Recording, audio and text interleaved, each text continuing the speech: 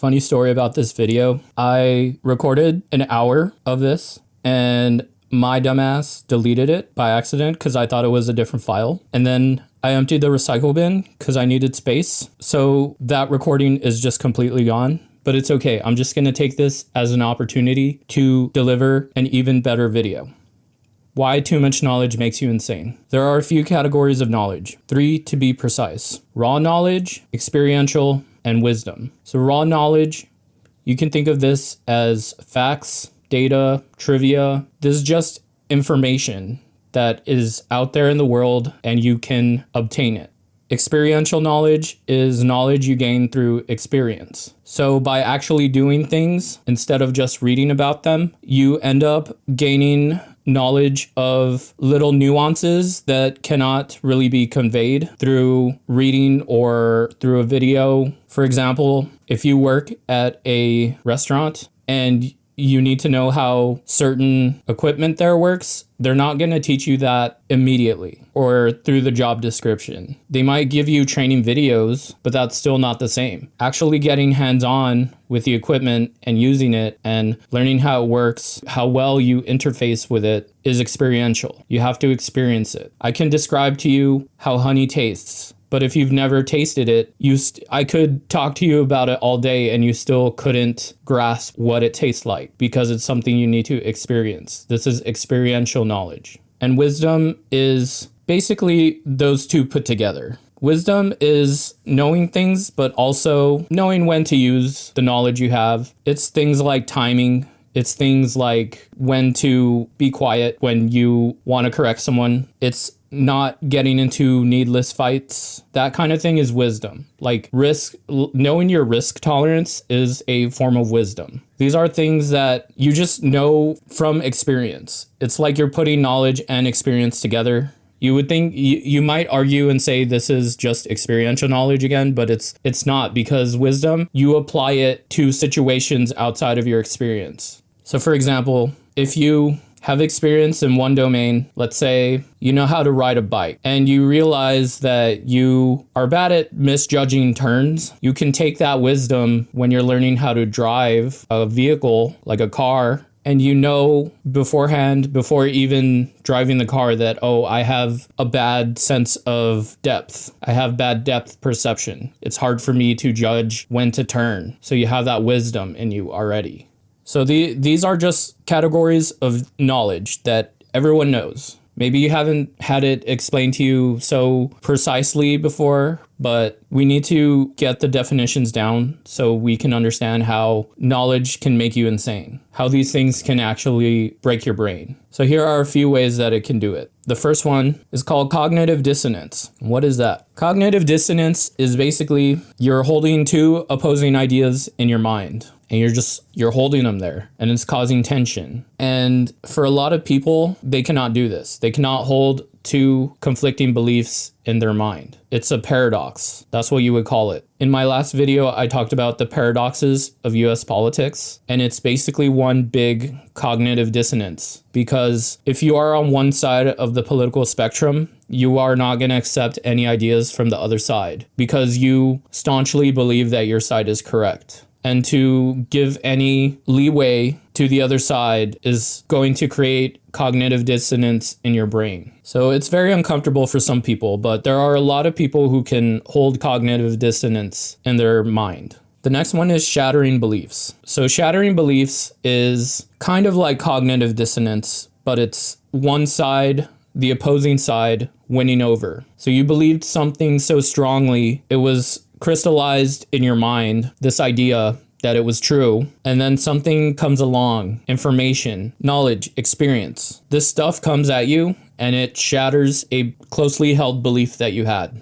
An example could be betrayal. Maybe your parent betrayed you. You thought this person was going to take care of you or is supposed to take care of you, and then they do something to shatter your belief that they always have your best interest in mind. But it's not just betrayal. It could be maybe you thought gravity was the same everywhere on the planet, and then you discover that on some parts of the planet, gravity is weaker or stronger. And it doesn't really make a difference, but it is kind of a shattering belief. You thought things were even everywhere, but they're not. Maybe you believed that going to college and getting a degree was basically a biometric identity scan to a high paying job. And then you get your degree and you actually have to go job hunting and you get rejected a lot. It shattered a belief that you had, that someone instilled in you when you were younger. The next one is non-acceptance. Again, it's very similar to cognitive dissonance, but you don't accept it. Okay, let's say you see this a lot in media where it's a couple and one partner cheats on the other, but then the other ignores it. They don't bring it up. They become aware of it and then they just don't acknowledge it. This is non-acceptance. This is a parent seeing that their child is gay and choosing to ignore it. And they just don't want to entertain that idea. They don't want to see what they saw. They don't want to put any more mental effort into this idea that bothers them. This is non-acceptance. And these things held on for a long time without proper resolution can make you go crazy, because at a certain point, these things become delusion. Reality is coming up to you and showing you the truth, and you're having a hard time grasping it, which leads us to identity disillusion. So it's kind of like shattered beliefs, but if it happens on such a scale, or it happens to a belief that you hold so dear, you have it so close to you, it's like in your heart, it's part of you, it's created your identity, and then you realize the reality is different from what you believed. Okay, let's say you grew up believing that you were a member of your family, and then when you become an adult, you turn 18, your parents sit you down and say, hey, we never told you this, but you're actually adopted. We did not have you. You're not biologically related to us. That's an identity dissolving event, because for the longest time, you've known these people as your biological parents, and now suddenly they seem so distant, because even though they raised you, you do have biological parents out there that you've never met and you weren't even aware of until now. And what does that mean? It means the way you related to your parents, maybe you saw your adoptive dad do something and you would tell yourself, oh, that's where I get that from. You tell this story of like, I am who I am because of this. And then one day it's gone. It's like poof. That's identity disillusion. The next one is called apathy. And this is like you're accepting this knowledge that is bothering you, but then you feel like now there's no reason to live. There's no reason to keep going. You become apathetic. You give up on life, basically. So again, going back to like the infidelity thing, there are a lot of people who just make their relationship all about, they make their relationship their identity, basically. And I've seen this in friends where they just lose themselves in their relationship. And we're told that that's what you're supposed to do, that you're just supposed to become one with this other person. And when you do that, it's a big risk. I'm not saying you shouldn't. I'm not saying you should. It's just a risk when you do that, because if they betray you in some way, it doesn't even have to be cheating. They can betray you in another way. Maybe they steal from you. Maybe they murder someone and they don't tell you or something like that. And your relationship goes away. It's done. But you've put yourself so much into it. After that, you don't know what you're living for. You don't know what to do anymore. You feel like you get depressed because now your life looks totally different because everything revolved around your relationship initially. So it's acceptance, but it's a demoralized acceptance. It's not true acceptance because you're wondering why. You're wondering why me. You've lost your spark. And you become jaded. That's what being jaded is. It's facing reality and feeling like you have to either guard yourself by withdrawing your emotions, by reforming your identity in a weird way, or just by not feeling at all, just becoming numb. That can destroy a person. You see this a lot in people with traumatic jobs. Like a lot of people in the medical industry become apathetic because they all want to save lives, and not everyone can be saved. That's just the fact of the matter. So they become apathetic. Now, these last two are not as relatable, but they are more what you would expect from going insane from knowledge. This is more like the Lovecraftian type stuff that people probably assumed what the whole video would be. So you might not relate to this at all because not many people go through this, but there are times where you can, in the realm of meditation, there it gets to a point where you become so aware that things start getting weird. What do I mean by this? What do you mean things get weird? You're just meditating. They get weird because you become so aware during meditation that you start seeing patterns, strange patterns. And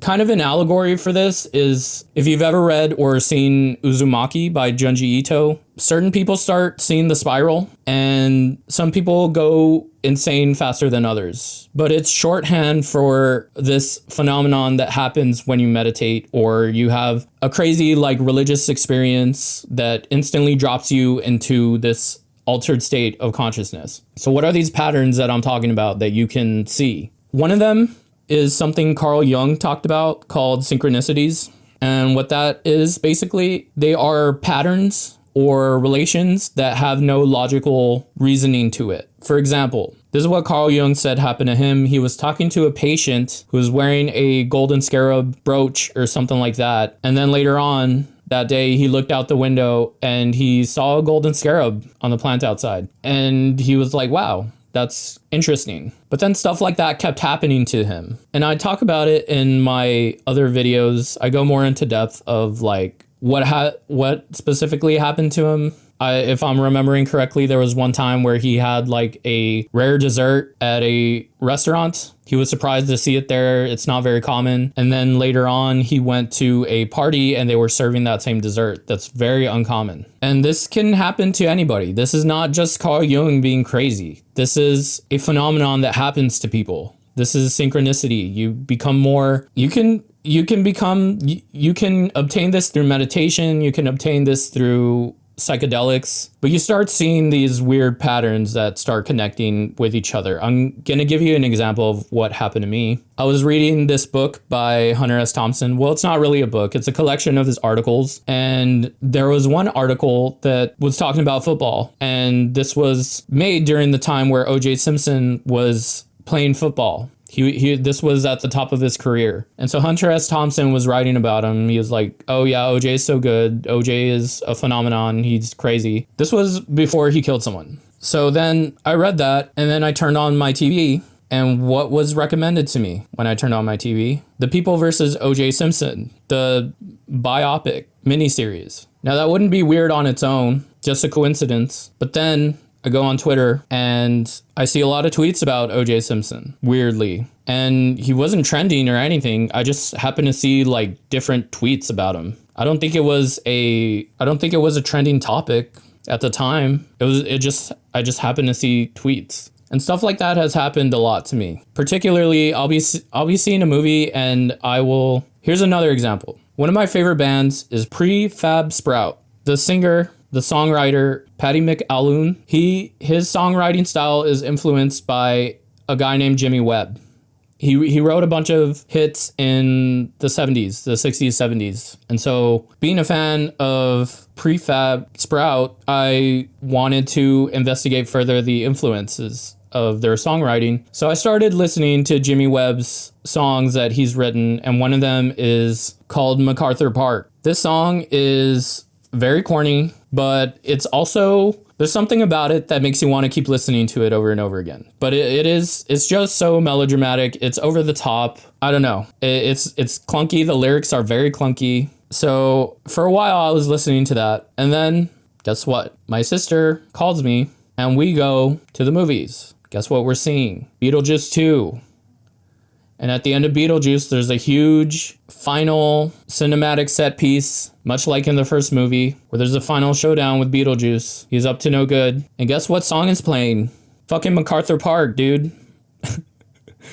And I'm just saying, like, this is something that is constantly happening to me. Constantly happening. I'm always seeing angel numbers for no reason. And if you don't know what an angel number is, it's just like a sequence of 3 numbers that are the same. So like 111, 222, 333. I'll be driving and I'll look and I'll see like a suite number in a plaza and it'll be an angel number. Or I'll just happen to look at the clock and it'll be an angel number. I'll look at how many miles I have left in my gas tank. It'll be an angel number. I'll be on my phone and I see a tweet and the number of retweets is an angel number, or the number of likes is an angel number, or the number of replies is an angel number. And you can brush this off. It's fine, but it keeps fucking happening. And when stuff like this, you keep getting synchronicities, you keep seeing angel numbers, you think you're going crazy. You're having a schizo-adjacent mental breakdown. You're like, what is reality? Like, how can there be patterns that don't logically connect, that they don't follow cause and effect? Is it just my mind playing tricks on me? Is it the reticular activation system? Your brain is just honing in on what it's familiar with? I don't think so. I think this stuff is always happening, but most people don't notice. That's why it comes up when you start meditating, when you start improving your life. You're starting to see these patterns, and it can make you crazy. It can freak you out. This is like the identity disillusion thing. This is cognitive dissonance. This is shattering beliefs. You don't want to accept it, but eventually you do. It doesn't stop them from happening. I still get this shit all the time, but I don't think I'm crazy. I just think that's how reality is, and I just can see it. And this is what I think also Lovecraft was, not alluding to, but it could be part of it. You're just having this existential, overwhelming feeling from an experience that happened to you that just totally rewrites everything you know. Except in his stories, you would see tentacles appearing out of nowhere. You would see monsters coming out of right angles. You would see shapes that don't make sense. But this is all just an allegory for all these things that can happen to a person. And not everyone goes crazy seeing a cosmic horror monster. There are people in these stories who just take it in and they accept it as part of reality. They don't let it bother them so much. It's just something that happened to them. And this is part of what can stop you from going crazy. But the last way knowledge can make you crazy is you can become hyper sane. You gain hypersanity. So this is actually the opposite of being insane. But to someone who is not hyper sane, there isn't a difference. Okay, like what I said before about all the synchronicities and the weird patterns and stuff like that, some people are able to manifest certain things into their lives, but you would call them delusional, even though they explained how they did it and they showed you the results. It just doesn't fit your idea of the world, where the only thing that matters is empirical evidence and things you can measure, even though there's a lot that the human eye can't see. There are a lot of forces at play that our instruments of science cannot measure. There are metaphysical laws that you can't put an equation to, but people have been aware of them for thousands of years. This is hypersanity. Hypersanity is just being aware of these things and accepting them. And it's just heightened awareness of everything. You're aware of who you are, your place in the universe. You're aware of how certain metaphysical laws work, and you see them working in front of you. To a normal person, you're crazy if you bring this up. Rarely you will run into someone who understands exactly what you're saying. And this is something Carl Jung grappled with a lot. He really didn't want to accept a lot of this stuff, but he did write about it, probably on the chance that maybe someone else was experiencing the same thing. So what are the solutions to these things? Well, for the first few of them that are normal things that everyone goes through, you can balance your raw knowledge with experience. So just exposing yourself to certain experiences over time can stop you from going insane. I go out a lot, and at first I didn't really like it because I have autism and I have ADHD, and it's very overwhelming for me to talk to people, but you get used to it. You can get used to anything. If you can get used to driving a vehicle that is going 70 miles an hour and you are learning how to slow it down and you're learning how to steer it and you basically become one with the machine, you can pretty much learn how to do anything. A lot of people sell themselves short. So balancing raw knowledge with experience is a big one, because what can happen is you gain a lot of knowledge and not a lot of experience. So then there is a gap between those two things, and that can make you go crazy. There can be a gap between knowledge, things you know, and things you have experienced, and it can be extremely frustrating. And this is what happens to people who grow up in the gifted programs, or they were just seen as a gifted kid, and they enter the real world and they realize that that shit doesn't matter. It doesn't matter how fast you can do math, really. It doesn't matter how much you know. It really matters what you're able to do with your knowledge. And the way you find that out is actually applying your knowledge through experience. Now, the opposite can happen where you have too much experiential knowledge and not enough raw knowledge. So then you're having these experiences over and over again, and it's driving you crazy. It's driving you insane, and you don't know why. You don't know why things don't change for you. You keep going in circles. You keep spinning your tires. It's because you don't have enough knowledge to progress. You are just doing what I said. You're running your engine into the ground. You're going around in circles. You're doing donuts because you have all this experience, but you don't know where to aim it. You just have experience. You go from job to job. You don't level up per se. Maybe you go to school, but then you keep going back to school to get more degrees that don't do anything for you. So knowledge and experience put together is always good. It builds wisdom, and wisdom is one of the things that stops people from going insane. Can you have too much wisdom? I think it's possible. I think if you have gone through so many experiences, you know so many things, but then you cannot reach like a reconciliation of those things. What do I mean by that? Like, you know, there's something more to life than just experiencing things and learning things and gaining knowledge, but you don't know what. And you know there's something more. You're wise enough to know, but you can never grab a hold of it. So you are wise. You've had a lot of experience. You know a lot of things. But for the most confounding parts of life, you have no idea. You don't even know what you don't know. And so this is why I really encourage people to meditate, because meditation is a way to provide yourself with emotional scaffolding. What you need to realize is that all these problems, they are kind of related to PTSD, because you get traumatized and your brain can't let go of something. It cannot let go of something because it has labeled it as very important. Do not forget this. Have it at the forefront of your mind at all times, because it could happen again, whatever it is. And this is like part of the insanity. This is how people get panic attacks, you know? Their system gets overloaded with this troubling information that they can't resolve. So meditation calms you down. It calms your system. It tells your brain it's okay to let go of this crazy thing that happened. It processes it. Because what can happen is that an experience happens to you that's so big that you can't chew it. It's like you bit off a piece of steak and you can't chew it. You're choking on it, you know? But meditation helps you absorb these things, because that's all it is. It's something that needs to be broken down. It's something that needs to be digested, and you need to know how to do it. So meditation, what it can do is set you on a path to self-inquiry. It can get you to start asking yourself questions. It can get you to start looking at all angles of these issues that you might have.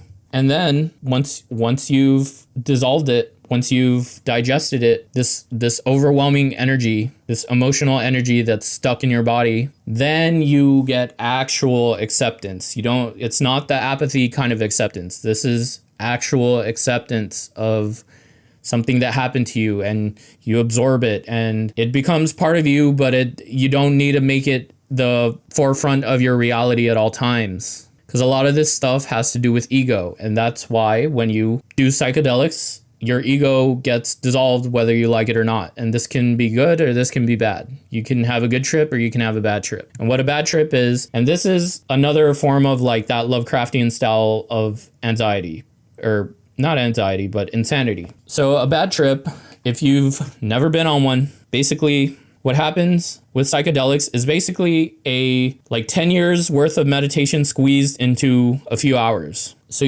whether you like it or not, your brain goes into hypersanity mode and you become super aware of everything, all your issues, all your trauma, and it can come at you all at once. And what happens during a bad trip is that you start not accepting, you start doing the non-acceptance thing, and you want to ignore it, but then you can't. And it's there in the forefront of your mind, and it keeps repeating itself. And it's PTSD-like. It makes the smallest issues big. It makes something that you hid away out. Whatever you put in your mental vault, it's out. Like, here I am. You need to face me. And that's why people have bad trips. They weren't prepared for what was going to come up. They start seeing harmful patterns in their lives and they say, oh my God, I've been doing this shit for too long. And that's real insanity. That's why a lot of people go crazy on psychedelics and some people don't. It all has to do with your ego. It all has to do with how you're accepting this. And another way that you can, I guess, guard yourself on this is by recontextualizing your place in the universe. So a lot of people, when they first realize how big, how unfathomably big the universe is, they freak out. They're like, oh my God, we're just a little piece of pollen in the universe floating around like Horton Hears a Who, and we could die at any moment, and my life is just not even a millisecond within the 24 hours that the universe has been around. Like, what does it all mean? What's it all for? So this can either be freeing or this can be very, very demoralizing. So how can it be freeing? It can be freeing because when you realize that there is no point to anything, that everything you do is the point, the experience is the point, every moment that you're alive is the point, life takes on a whole new meaning. Everything matters because nothing matters. Everything matters now because this is all you have. All you have is your experience. Forget about what's going on in the fucking nebulas surrounding us. Forget about what's going on at the center of the universe. Forget about what's going on in that glowing part of the Milky Way. What matters is what you're going through now. Everything else is just set dressing. Everything else is like a video game skybox. It's all just, it doesn't matter. The only thing that matters is your experience, the story that you're living. And at the end, you can reflect on it, or if you come to an untimely end, then it doesn't matter. Just live your life. Have fun. Enjoy yourself. That's all there is to do. That's all that matters. It's not getting all these titles. It's not making $1 million. That shit doesn't matter. That's just a goal that you've given yourself to give yourself the idea that something matters, but it doesn't matter. Okay. And maybe this is not what you want your place in the universe to be. You want everything to matter, but it does. It really does. Everything matters because nothing matters. And this is a cognitive dissonance again, but it's something you can accept. You have the ability to accept this thing. I remember when I was little and my teacher, I was in first grade, my teacher had a science poster on the wall and it was facts about the universe. And one of those fucking facts said, in 47 billion years, the sun is gonna become a red giant and it's gonna absorb all the planets in the solar system and it's all gonna be eaten. And then billions of years after that, the whole universe is gonna decay into a nothing, it's all gonna even out. All the energy in the universe will stabilize and everything will be there, but at the same time, nothing will be there. Everything's just all the atoms in the universe, all the molecules, all the energy is going to be just evenly distributed. And that freaked me out. I was like 6 learning this shit and I couldn't handle it. I started having a panic attack. I was like, holy shit, I'm going to still be on the earth when this happens. Because I had, even as a little kid, you have an ego. You think you're never going to die. You think you're just going to live forever. But then you won't because the earth is going to get eaten and the universe is going to even out into nothing, into a gray mass. But who cares? None of that shit matters. Whatever's going on in the cosmos does not matter unless it's a sun explodes somewhere and then it sends a beam straight to the earth. And everything just instantly ends. Even then it wouldn't matter because you wouldn't even know you're dead. It would just be like the end of The Sopranos. It would just go black. You wouldn't have awareness anymore. Things would just cease to be. So understand that everything matters. Understand that also the only thing that really matters is your experience, good or bad. And even bad stuff that happens to you is just, it shapes the good stuff that happens to you. Because if good stuff just happened to you all the time, then it would lose its meaning. So you need to have the bad with the good because that disparity provides contrast. And the contrast, you can't have white without black. Otherwise, it would just be gray. And that's fucking boring. And there's nothing there. Matter needs empty space to exist because if there was just matter, then everything would just be one giant lump and it would be weird. If everything was just empty space, then it's basically functionally the same thing.